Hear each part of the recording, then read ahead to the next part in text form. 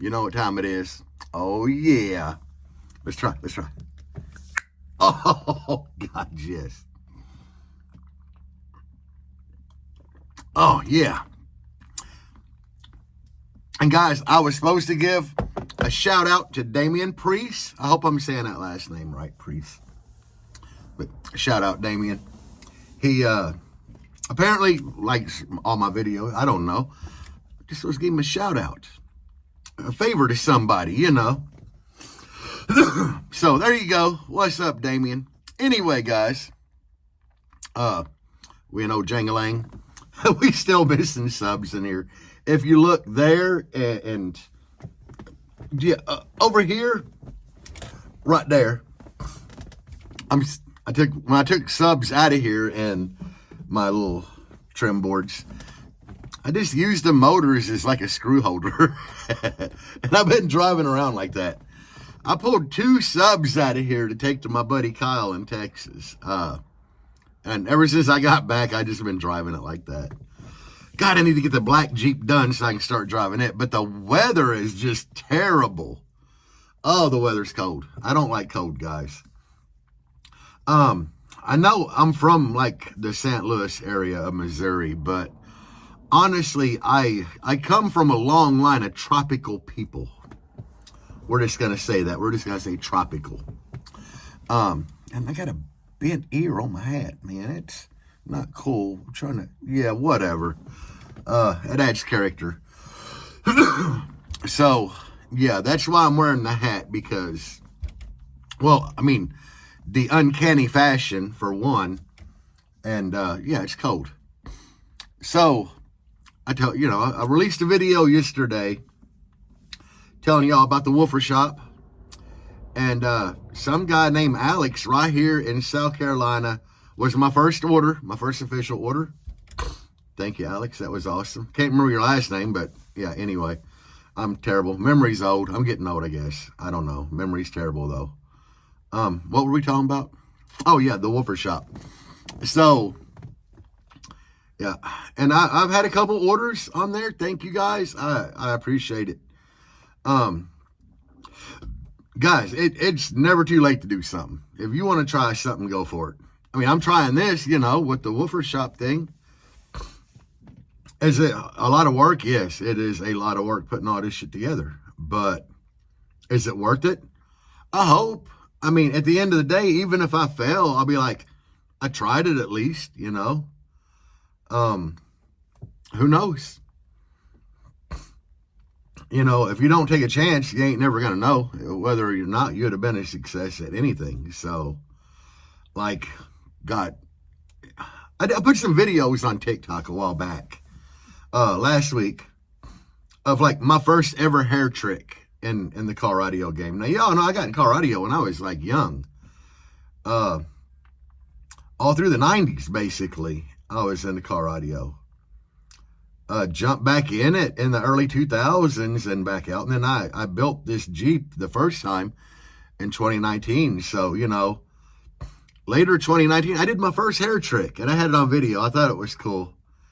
And then I put another video up of me just driving and bumping in the Jeep before I had, the Jerry Ain't Loud persona, whatever. But I thought it was cool looking back on that. And I'd have never thought when I did them videos that I would have ever been a content creator doing like viral TikToks and YouTube.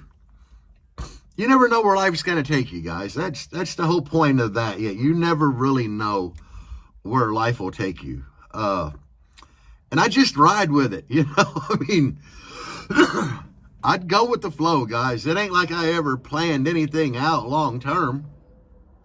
It's like I kind of went viral on TikTok doing it for fun. And then I was like, I'm going to try YouTube because I got so many audio questions on TikTok that there was like no way I could have ever really answered all of them. So it's like, let's do YouTube.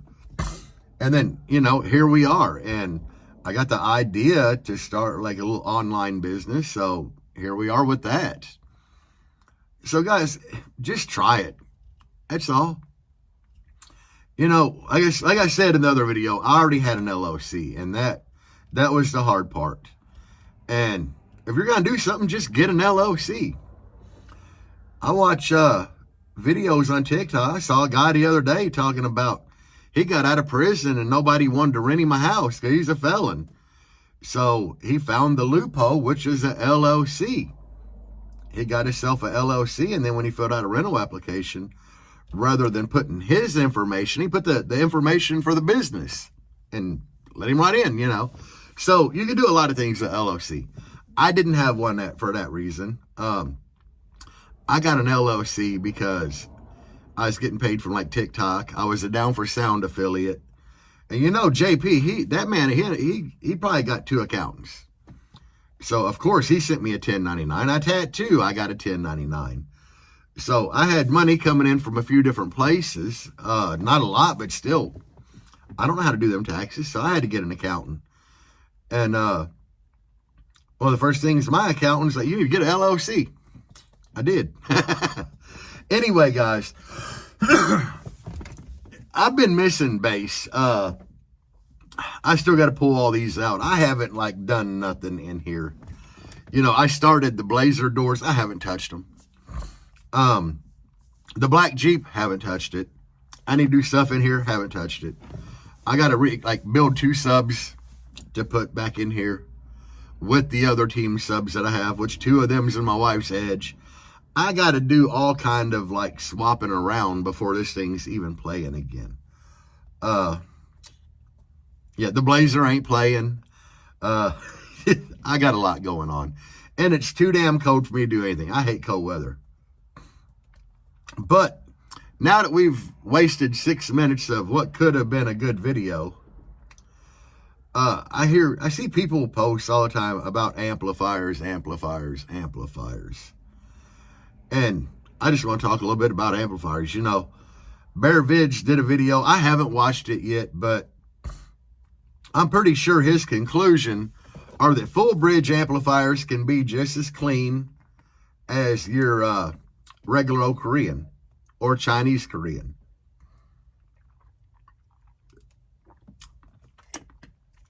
Now, I seen that video posted on Facebook. I haven't watched it, but I read the comments, and it's just full of people like, full bridge amps will never be as clean, blah, blah, blah. Bull crap all day. JL, before really anybody else, JL, Alpine, they all had, I think even Rockford did it, they all had lines of sound quality amplifiers that were full bridge, guys. You know, full bridge, 4 channels, sound quality amps. All you're doing is replicating sound, is basically all an amplifier does. It takes the sound you put in it and amplifies it. The amplifier ain't gonna really make it dirty. I mean, they could use cheap quality parts in some amps, maybe not sound quite as clean, but they've been doing it on like sound quality amps for years. I'm talking like a good 20-year span they've been doing it. What it boils down to is, how clean's your signal going in? Like, I'm going to be honest with you guys. I could take a really high dollar sound quality amplifier that only puts out 150 watts, and I could blow 1,000 watt sub with it, like pretty quick. And I could make it sound dirty as shit. Because I'm just going to go on that old head unit. I'm going to turn my bass up and treble up and everything to clipping levels. I'm going to turn my DSP all the way up.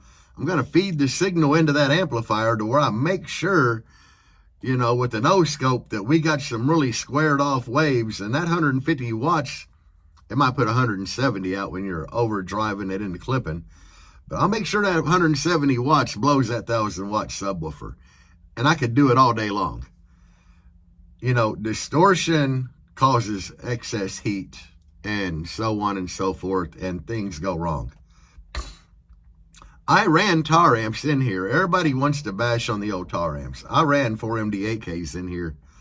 And I had great luck with them. Set world record with them, you know. it is what it is, guys. I took home 2 championship belts and a bunch of trophies at World Finals with Tar amps. My sound quality was great. Then people were like, you can't play lows. Chris Kyle his nickname's Mr. 15 Hertz, and he ran Tar amps, you know. Structural Damage, he runs bass 30Ks. That dude gave me one of the nastiest 18 Hertz demos that I've ever had. So, you know, they play lows. A lot of this is all how you adjust them. Now, I guess the Timpano amps and the gray Stetson amps and whatever, I've never tried them, never wanted to try them. Do I think they're going to sound dirty? I have no clue. I'm going to assume it goes on the same guideline as, you know, what you put in is what comes out. Now, and making sure you're not turning the amp up to a clipping level. But I seen Big D Wiz try to run 2 of them on 2 different occasions on his amp dyno, and they blew up. So I don't know if I would have ever even gave them a try. Their new Bravo line, I think that's what it is, the Bravo line. It's supposed to be 100 times better. But yeah, don't be afraid, guys, of the full bridge amps.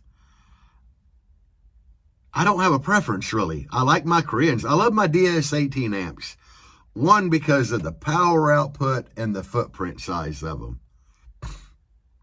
You know, I always got in my head that I needed to upgrade. That's the bass head motto, is upgrade. You get new amps, you put them in your car a week later, you're like, damn, I go, you know, if you got 8Ks, like, I go for some 12Ks back here, or 15Ks.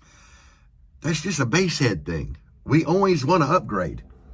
And in my mind, I'm the same way. These DS18 amps that I run in here, they have just been tanks. Yes, I blew a lot of them, but I never blew them till I wired them at 0.33. And, you know, they're 1 ohm minimum stable is what they're advertised at. I'm way down. I'm like running a third of what they recommend to be the lowest. So, yeah, they're going to blow. It ain't the amp's fault. If anything, it's my fault. So that's why I'm reconing the Dual 2. But what I'm getting at is I always like want to upgrade. I mean, honestly, would I love to throw some Synergy 8.1s back there? Yeah, because that Synergy 8.1's at least a 12K that's just labeled an 8K. But I don't need it. I mean, right now I have more power than the subs want. You know, I've clamped 14.7 out of one of them amps. That's damn near double what it's rated at.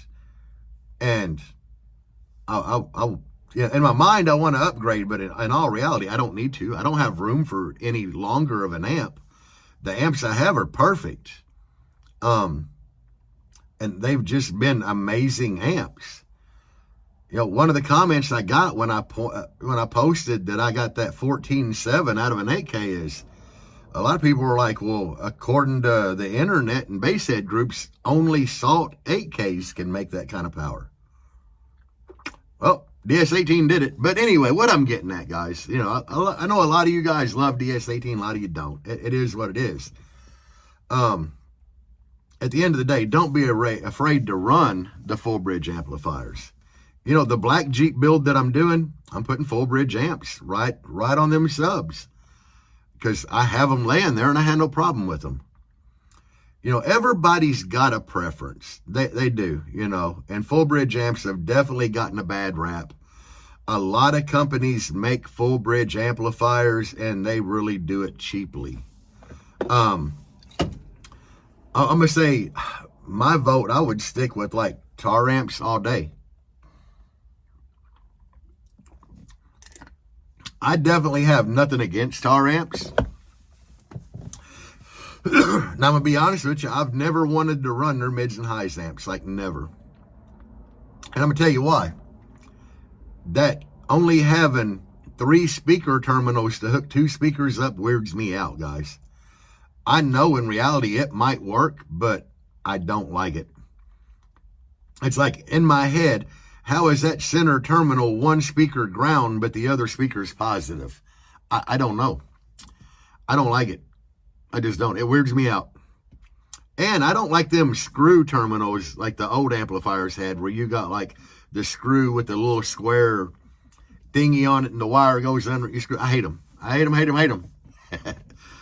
I prefer the old-fashioned or the modern style that takes like the Allen key, you know. But it is what it is. Don't be afraid of full bridge amps. The two 5Ks that I'm putting on the 312s and the black Jeep, they were on my doors on my 10-inch mid basses. Sounded great. Right now, my mids and highs in this Jeep, if you've got a demo of the Jeep and heard my mids and highs, a lot of people compliment me on my mids and highs because they are super loud and clean and crisp.